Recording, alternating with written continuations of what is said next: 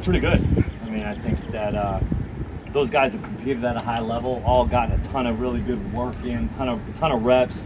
All have had ups and downs, but there's been a couple guys that have been really consistent and have improved throughout this training camp. So definitely feel better about it than we did, maybe a year ago or 2 years ago, and even this spring. Coen in particular, what's the difference with him 2 years ago when you had him?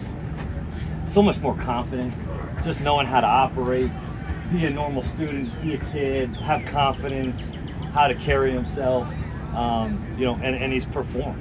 He's played at a high level, and he's improved tremendously since I first met Kai. Liam, when you watched the tape from the scrimmage Saturday, what kind of stood out? I thought we did some nice things in the red zone at times. Had a couple, one protection bust on a touchdown that was disappointing. Did some good things throughout. Had some young guys make a lot of plays, which was cool to see. And then had some things that came up on the tape that we need to improve on. And I thought it was a step in the right direction just in terms of from the first scrimmage till that practice. Did some better things. Did a lot of situational awareness stuff, which was great for our offense and team to get. But I did think you saw a little bit of an improved version of our offense. You mentioned young guys there. We've heard a lot about Anthony Burrell, but are there other freshmen who have kind of locked themselves into that rotation yet? Or is it... I'd say probably not quite yet. There's still some of those young guys still trying to figure it out. I mean, AB had a little bit of a leg up on some of those guys by being here, and he's a different kid. AB's, he's definitely got a shot. So he'll give us reps and be able to get into the rotation, and but for the rest of some of those younger guys, still work in progress, trying to get better every day. Is that partially because you have a lot of talent in that room already? You don't need those younger guys? Just haven't really earned it. You earn you earn it, and you get what you get, and especially if you're not available health-wise, it's hard to just kind of say any true freshman's going to be in the rotation if they haven't really done it yet. So, when they show it in practice, then they'll get those opportunities for sure. Liam, when 11 on 11, when you get to see the backs run through tackles, if any of them stood out at all? We didn't do it. We ran it pretty good in the 4-minute drills and, in some of the short yardage deals. And, that was good to see. It was good to see Ramon. None of them were really tackling until we got to the third, to the end of the scrimmage. So you couldn't really tell if we were breaking tackles early on. We were doing 1s and 2s, but you did see some good bursts through the line of scrimmage. And saw Ramon, Ray, and Jatan do some really good things. Then we had a little bit of work, but we were kind of keeping off of him in some ways, and then Ramon got his first real live work since that last scrimmage, coming back from that ACL. Jamar and Wilcox did a couple good things throughout the scrimmage as well, so feel pretty good about those guys, carrying the football, and be interested to see him live. Well, Mark talked about some of the strides that Kel has made on and off the field, just since the spring. What have you seen from him saw from him during camp? Where he's at? Just trying to get more consistent. Just consistency day in and day out. Catching the football consistently, being accountable, being at the right route depth, all that kind of stuff. And it's a work in progress, right? He's definitely improved, and I've liked his demeanor over the last week. You've seen kind of a tough demeanor, a guy that's serious about his work and what he's trying to get accomplished. So, we need the Kel Crowders to step up. We need him flat out. Everybody talks about Devin's accuracy.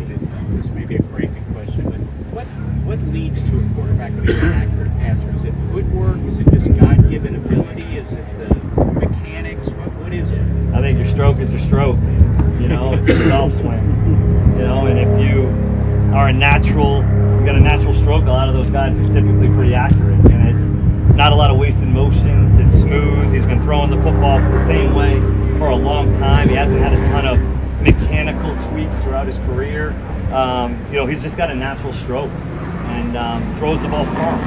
That's what a lot of guys miss on, especially in the short to intermediate throws when they don't drive it. They lose accuracy. He drives it, which definitely makes that ball more catchable. So you've not had to work on mechanics at all with him? Not really. Footwork. Footwork and then above the neck stuff, but I have not talked or touched about his stroke at all. How close are you to knowing who's going to be in the right tackle spot when you go? I don't think, we may not know that for a little while here. Those guys are in competition. That competition I could see playing out through maybe even the first few games. We want to be able to have more depth, play more guys, get more guys involved, and I think that ultimately if somebody doesn't fully emerge, but even if they might fully emerge, you still want to rotate. We still want to get some of those guys some good work in and try to get them chemistry with the different crews, and but we're going to need that. We're going to need to do that. We might need to play 7 or 8 guys at times. So it's just trying to get them as much chemistry with those groups as we can. But I don't think that'll fully sort itself out for a couple weeks here. Yeah, is that a concern or just a sign that the competition's going? I think it's a sign that the competition's going better. In terms of like we'd love to have somebody fully emerge, but you see the guys that we've got rotating at that position, you'd say that they're improved. So that's a good thing. I definitely can say that Jeremy Flax has improved from the spring. I know that for a fact. And we got some of those other guys competing at that spot. Cortland and Dylan Ray, guys like that are getting reps at that right tackle position. Well, they got to keep doing their thing, keep pushing that envelope. But all of them have earned some time. And at the end of the day, how much time that is, I'm not sure quite yet. But it's not a full, clear-cut deal, but that's a good thing right now. Liam, how hard is it to, I know we hear that a lot when I have a rotation, when I play 8-9 guys, but how hard is it to actually, when push comes to shove, put the backups in? Oh, we're not, I'm more so mean like if something happens and we got to swing, that's more so. All right, if the right tackle position's not fully sorted out yet, well, you rotate them every series, every 2. You can do that with one position. I don't think you can do that at multiple different positions to kind of disrupt some of the chemistry within the unit. But I think we need to have 8 ready to play. I think we do have 8 guys that are fully capable, maybe 9, that are fully capable of going in and playing for us, but that doesn't mean that's going to be a full rotation at that point. You mentioned Demarion as a guy who made some plays Saturday. What do you like about him whenever he does prove ready to play? What does he add? He's got some gas. He's got real gas. He can really run with the football outside the tackles. He had had a good catch in the scrimmage. He's done some nice things for us, and he's a little slasher. He's a little slasher between the tackles. He's one cut guy, vertical, man. I like the kid. I like him, and he's growing, and just on and off the field, getting better and better, and more trustworthy, and a guy that you can count on. And you can tell it means a lot to the kid. Tavion said it's a big year for him. How was his camp, and how has he been? Much more, much improved camp than I'd say, from spring football. We need Tavion Robinson to step up and be a playmaker for us. We need Tavion Robinson to step up and be consistent, tough, physical, and be a leader. And I think he has some of those capabilities. I know he can catch the football in traffic. I know he can make people miss. We need to get him involved in our own way, but also him playing for his teammates, playing with his teammates, and having a lot of fun doing it. Everybody think of Will's mayonnaise. I saw something. I had talked to him last week. He mentioned something of it a couple months ago that might be something that might happen. But I know he hurt his quad, so I was a little bit, hurting for him there. And hey, good for Will. Whatever positivity comes his way, man, is positivity for me. What have you seen out of Cummings? Yeah, Zay's just continued to work, man. He's one of our best kids, right? On and off the field, does everything right. He plays fast. When Zay's confident in something that he's doing, he does it at a high level. And we need to just make sure we focus in on and hone in on the things that he does really well at a high level and put him in a position to be successful.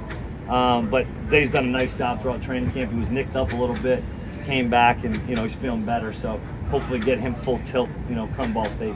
Would you describe that as your deepest spot? Yeah, I would say so. I would say it definitely is. It gives us the flexibility to be an 11, 12, 21, 13, 14. And all those guys are a little different, right? They all have their own kind of niche and some of the things that they do well and what others do well. And, we definitely need to get those guys on the field and put them in a position to be successful.